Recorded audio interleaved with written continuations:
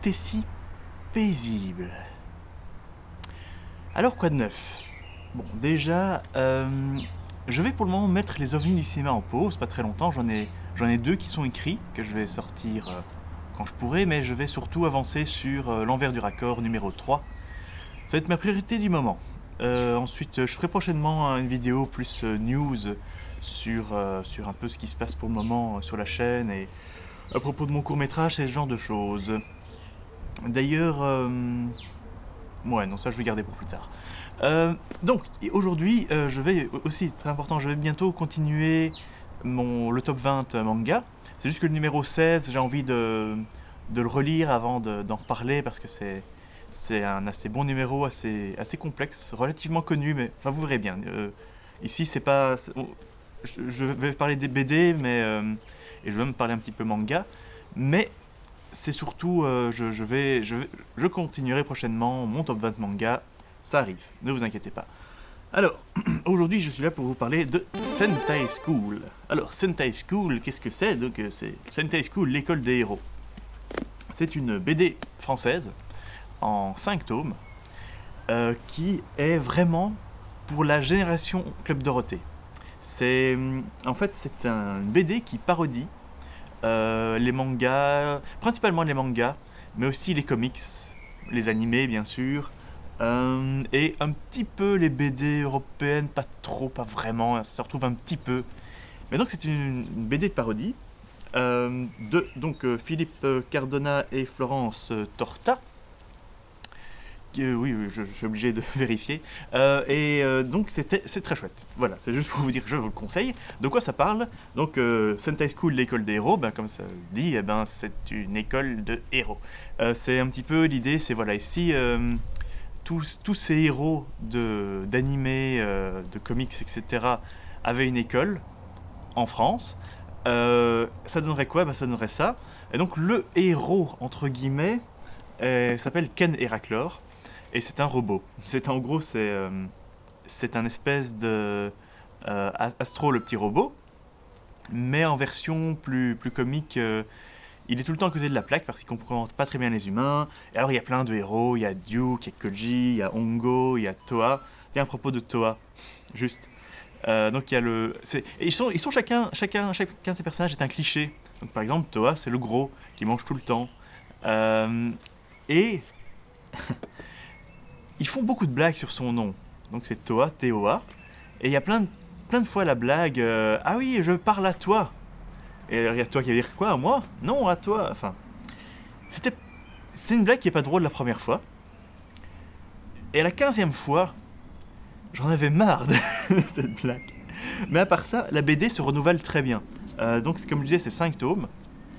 Enfin, 4 tomes plus un hors-série. La BD se renouvelle vachement bien. C'est ça qui est très chouette, c'est qu'on sent pas du tout, il n'y a pas du tout un côté répétitif, c'est relativement court pour 4 tomes, pour une histoire. Ça avance assez vite, c'est pas comme un manga où ils font 17 pages par semaine.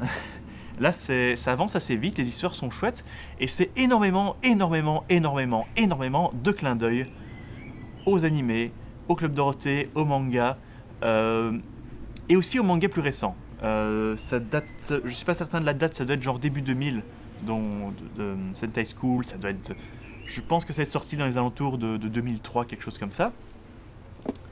Et donc il y a déjà des mangas qui avaient à ce moment-là. Il y a des clins d'œil à Naruto, à One Piece. Ouais, en fait, à mon avis, c'est plutôt genre 2005-2006. Parce que même plus, parce que dans le dernier tome, enfin dans le 4e tome, il y a des clins d'œil à un moment assez avancé de One Piece. Donc c'est sans doute une BD qui date de plus tard que ce que je pense. Je vais mettre une date. Ouh. Donc voilà, la préparation pour cet épisode aurait été faite après l'avoir enregistré. Ah. Bien ici quand même. Et donc voilà, c'est un truc que je conseille vraiment fort pour vous donner quelques références, pour vous dire que le genre, c'est principalement nonsense. Mais par exemple, le directeur de l'école, c'est Ultraman. Il y a le jardinier de l'école, c'est Ken le survivant. Ok, et ça c'est très rigolo. Il y a plein de blagues autour de Ken. Il y a Batman, qui est un personnage récurrent aussi, qui est complètement ridicule, euh, qui parle. Je ne comprends pas d'où vient. Au début, je pensais que l'idée c'était qu'il était américain, donc il parlait de manière bizarre. Mais ça ressemble, la manière dont il parle ne ressemble pas du tout à un américain. D'ailleurs, il y a tout un tome, le tome 3, est entièrement tourné autour du langage de Batman. Vous verrez bien si vous le lisez. Ah oui, j'oubliais, dans les personnages, il y a aussi Shinobi, qui est la petite sœur de Keiji, qui est, en fait, j'aurais presque envie de dire que c'est elle, l'héroïne principale de l'histoire, parce que c'est le personnage qui a le plus de dénouement, qui a le plus de changements, en fait. Parce qu'elle est amoureuse de l'un des gars. Et en gros, Shinobi, c'est quoi? Vous voyez Hinata dans Naruto? C'est Hinata. Il n'y a pas à se cacher. C'est vraiment, vraiment, vraiment Hinata. Encore qu'il y a Hinata qui apparaît à un moment. Mais c'est vraiment ça. Si ce n'est que quand elle s'énerve, elle se transforme en gosse de berserk. Ok, donc c'est bizarre. Et au final, c'est le personnage, on va dire, qui est le plus central sur tous ces tomes. Elle apparaît à la fin du tome 1, mais sur la durée, c'est elle qui a le plus d'histoire. Donc voilà, je conseille très fort. Au fait, oui, il y a aussi un petit Goldo, le Chibi Goldo, qui n'a rien à voir avec notre Goldo, qui est un espèce de Pokémon Goldorak, robot de Goldorak. En parlant de Goldorak, il y a aussi Alcor de Goldorak qui est super drôle, parce qu'il veut tout le temps être le meilleur en tout. Il y a Cobra. Il y a plein de super personnages. Vraiment, ce qui sont à chaque fois des clins d'œil aux dessins animés de l'époque. On rigole, c'est super. Il y a un professeur, c'est Albator. Il y a le gros méchant.